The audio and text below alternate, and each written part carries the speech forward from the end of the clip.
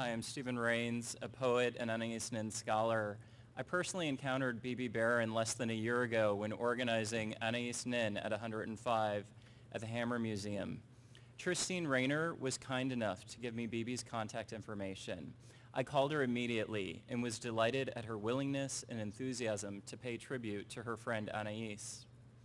A documenter of all things, Nin recorded their first meeting in the winter of 1949. In San Francisco, I gave a reading at an art gallery. I met Bebe and Louis Barron. They wanted to make recordings of my readings. Bebe was pretty, with large dark eyes and floating black hair, and a gay, smiling nature. They were skillful and wonderful to work with. We ended up friends.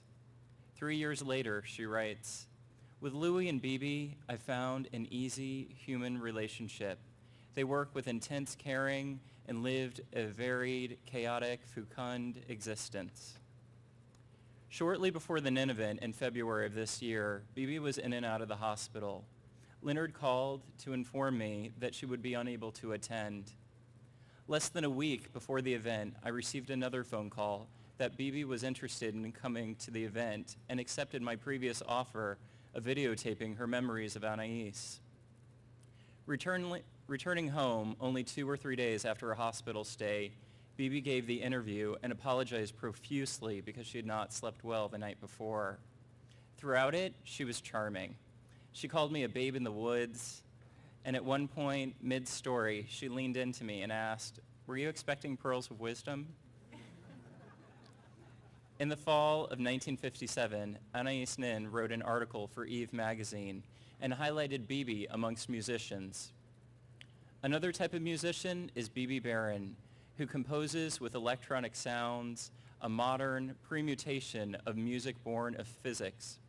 Bebe is a beautiful young woman with short dark hair, delicate features, large, soft, dark eyes, who threads her way gracefully through mazes of lights, wires, buttons, turntables, earphones, and tubes.